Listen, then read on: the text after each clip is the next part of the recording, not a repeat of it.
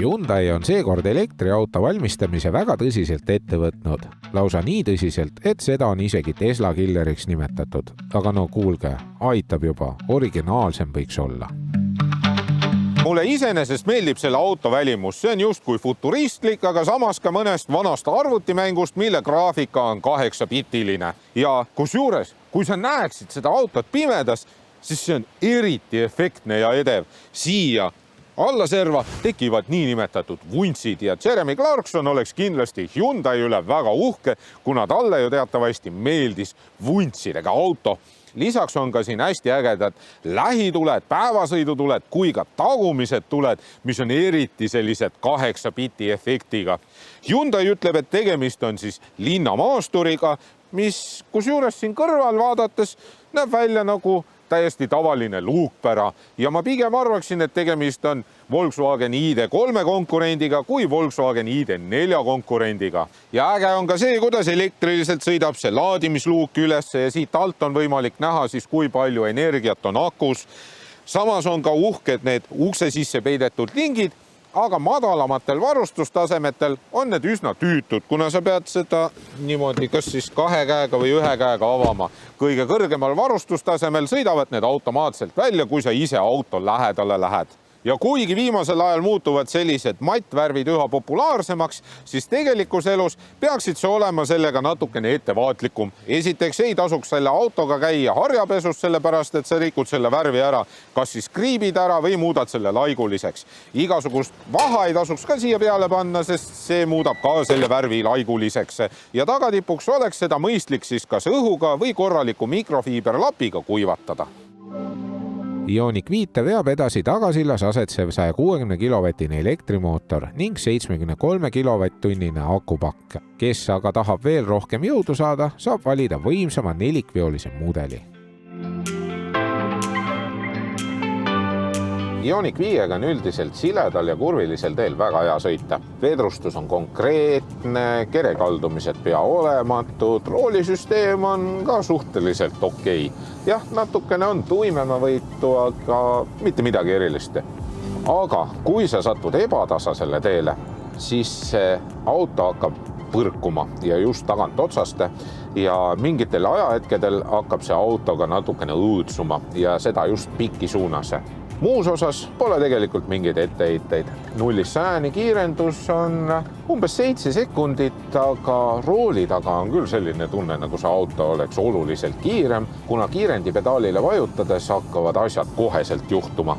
Erinevad sõidu- ja ohutusabilised on ka tegelikult üldjoondes mõistlikud, välja arvatud rajaabiline, mis on igal käivitusel sisse lülitatud ja see kohati kipub vingerdama ja isegi siis, kui sa roolist kinni hoiad, tunned, kuidas rool hakkab niimoodi jõnksutama edasi-tagasi. Ja seetõttu ma lülitasingi selle enamasti välja.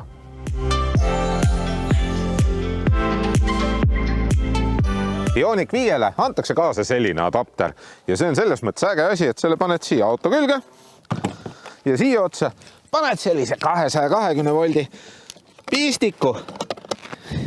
Ja nüüd, vaat see puu on siin väga kaua mind seganud, selle saab maha saagida.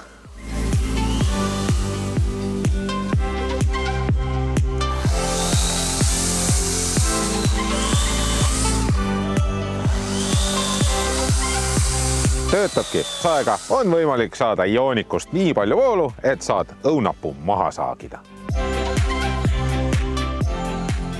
Ioniq 5-l on ka mõistlikult lahendatud laadimisjuhtmete laegas. See on siin ees, kapoti all teed selle lahti, see on piisavalt suur, sa ei pea neid juhtmeid kokku pakkima, need on eraldi siin, need ei kolise, sa saad igal hetkel need siit välja võtta ja tagatipuks on see ääretult mugav. Ioniq 5 pagasiruumi mahuks on 588 liitrit ehk jämedalt 40 liitrit rohkem kui Volkswagen ID4-l. Pagasiruumi puhul pead jällegi seda rulood käsid seest ära tõstma ja nagu sa näed, siis ka tegelikult laadimiskünnis on üsna kõrge. Pagasiruumi kõrgus on üsna madal, aga see eest pikk ja seda pikkust on võimalik veel reguleerida tänu sellele, et tagumised istmed on reguleeritava seljatoega ja piki suunas ka veel reguleeritavad. Ja kui sa tahad üht-teist siia põhja alla peita, siis tegelikult siin on hästi väiksed laekad kuhu saad näiteks panna ohutuspaketi. Ioniq 5 oleks ideaalne auto taksoks, kuna siin tagaistmel on niivõrd palju ruumi. Võiks isegi öelda, et nagu mõnes limusiinis. Jalaruumi näete ise, kui palju siin on, pearuumi on ka küllaga ja seda istet saab igatpidi reguleerida, nii et siin on tegelikult üpris mugav istuda. Ka materjalide valik on siin tegelikult keskkonnasõbralik ehk siis ümber käideldud, kas siis vanast plastikpudelist või mõnest teksapüksist valmistatud. Ja kusjuures enamus pinnad on tegelikult pehmed, kuigi need jätavad kohati sellise mulje, nagu need oleksid plastikust.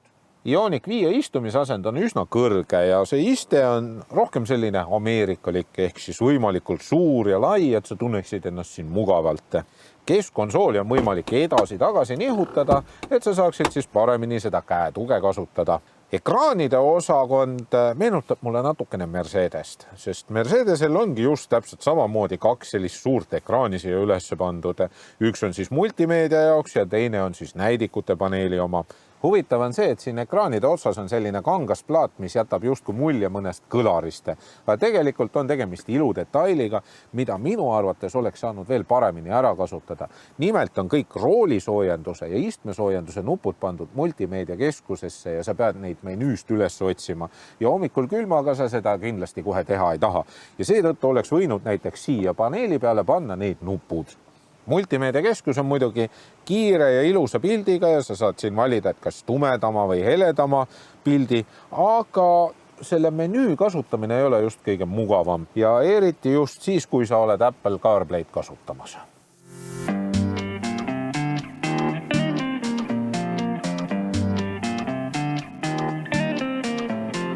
Selles Ioniqus on kõrge istumisasend, hea väljavaade, isegi peeglid ei tekita pimenurkasid ja A-piilarid on erakordselt peenikesed. Ka keskpeeglist näeb väga hästi, mis selja taga toimub.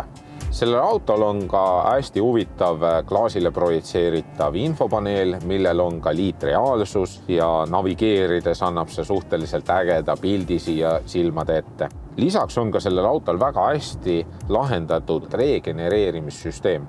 Sa saad roolilabadega valida, kui intensiivselt see auto energiat salvestab ja vajadusel saad kas sõita ühe pedaaliga või selle täielikult välja lülitada ja tagatipuks suudab see auto ka navigatsioonisüsteemist infot korjata.